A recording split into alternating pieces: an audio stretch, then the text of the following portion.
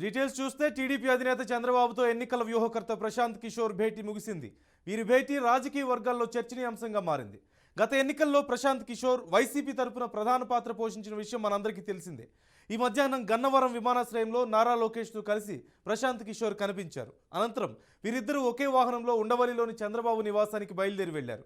దీంతో గన్నవరం విమానాశ్రయంలో వైసీపీ నేతలకు ఊహించని షాక్ తగిలినట్లయింది. అంతకుముందు హైదరాబాద్ నుంచి గన్నవరం విమానాశ్రయం చేరుకున్నారు తెలుగుదేశం పార్టీ జాతీయ ప్రధాన కార్యదర్శి నారా లోకేష్. ఎన్నికల వ్యూహకర్త ప్రశాంత్ కిషోర్ కూడా ఉన్నారు. లోకేష్ వెంట ప్రశాంత్ కిషోర్ కూడా ఉండడం వైసీపీ వర్గాలకు మింగుడు పడడం లేదు.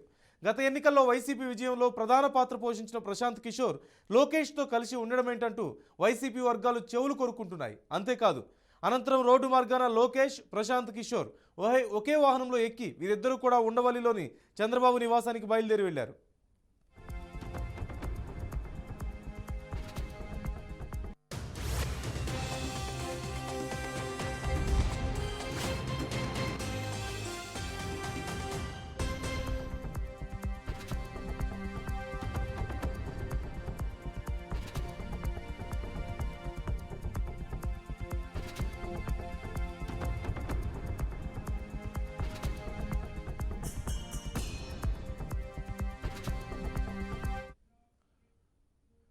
ఈ అంశానికి సంబంధించి పూర్తి సమాచారం మా ప్రతినిధి తిలక్ నడికి తెలుసుకుందాం.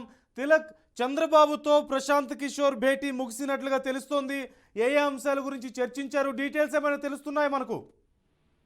నందు కొద్దిసేపటి క్రితమే తెలుగుదేశం పార్టీ అధినేత చంద్రబాబు నివాసంలో ప్రశాంత్ కిషోర్ తోటి చంద్రబాబు భేటీ కొద్దిసేపటి క్రితమే ముగిసింది. 3 గంటల పాటు వీరి మధ్య చర్చలు సాగినట్టు తెలుస్తోంది. అయితే రాబోయే ఎన్నికల్లో తెలుగుదేశం పార్టీ అనుసరించాల్సిన వ్యూహం, ఈ అభ్యర్థుల ఎంపిక, తెలుగుదేశం పార్టీ ప్రచారం ఏ విధమైన ప్రచారం పరిధిలో తీయాలి, ప్రభుత్వం ప్రభుత్వంలో ఎక్కడెక్కడ లోపాలు ఉన్నాయి, వీటిలన్నింటి మీద కూడా వీరి మధ్య చర్చకు వచ్చినట్లు తెలుస్తుంది. ఏ సామాజిక వర్గాలు గత ఎన్నికల్లో వైసీపీకి దగ్గర అయ్యాయి, అవన్నీ ఇప్పుడు ఎందుకు దూరం జరిగాయి, ఇలాంటి అంశాలన్నీ కూడా వీరి మధ్య చర్చకు వచ్చినట్లు తెలుస్తోంది. అయితే ప్రశాంత్ కిషోర్ తోటి గతంలో చంద్రబాబు అరెస్ట్ అయినప్పుడు లోకేష్ ఢిల్లీలో వీరి మధ్య చర్చలు జరిగాయని సమాచారం ఉంది.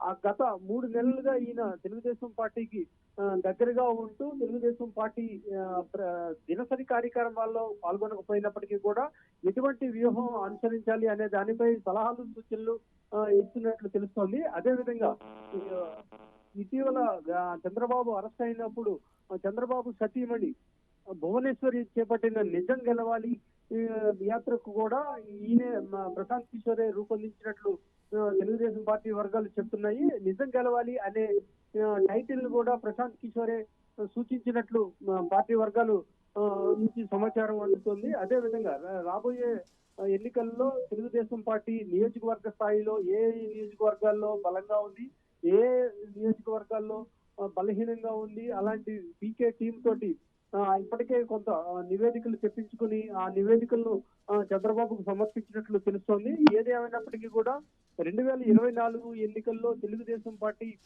ఖచ్చితంగా అధికారం చేజిక్కించుకోవాలి అనే కృత నిశ్చయంతో ఇప్పటికే పావులు కలుగుతోంది. ఒకవైపు తెలుగుదేశం పార్టీ జాతీయ ప్రధాన కార్యదర్శి నారా లోకేష్ నిర్వహించిన యువగళం నవశకం సభ భారీగా సక్సెస్ కావడంతో ఇదే కొనసాగింపుగా ఇప్పుడు పీకే తోటి సమావేశం ఏర్పాటు చేయడం, పీకే తమ వైపు ఉన్నాడు అనే సంకేతాన్ని ఆంధ్రప్రదేశ్ ప్రజలకు తెలియజేసేలాగా ఈ రోజు బహిర్గతం చేశారు. ఎందుకంటే ప్రశాంత్ కిషోర్ కి ఒక బలమైన ముద్ర ఉంది. ఎందుకంటే ప్రశాంత్ కిషోర్ ఎటువైపు ఉంటే ఆ పార్టీ ఆ రాష్ట్రంలో అధికారంలోకి వస్తుంది అనేది ఒక నానుడిగా మారింది ఇటీవల కాలంలో. అదే ఉద్దేశంతో ఒక గతంలో ఏదైనా ఆసిలేటింగ్ గా ఉన్నప్పటికీ కూడా ప్రశాంత్ కిషోర్ లాంటి వ్యూహకర్త ఉంటే ఏ రకంగానైనా సరే పార్టీని అధికారంలోకి తీసుకువస్తాడు అనే ముద్ర ప్రశాంత్ కిషోర్ మీద ఉంది. అందులో భాగంగానే ఈ రోజు ఈ భేటీ సర్వత్రా ఉత్కంఠగా మారింది, సర్వత్రా చర్చనీయాంశంగా మారింది. ఆంధ్రప్రదేశ్ రాజకీయాల్లో ప్రశాంత్ కిషోర్ తోటి చంద్రబాబు భేటీ ఒక కీలక పరిణామంగా మనం చెప్పుకోవచ్చు. నందు, రైట్. Thank you Tilak.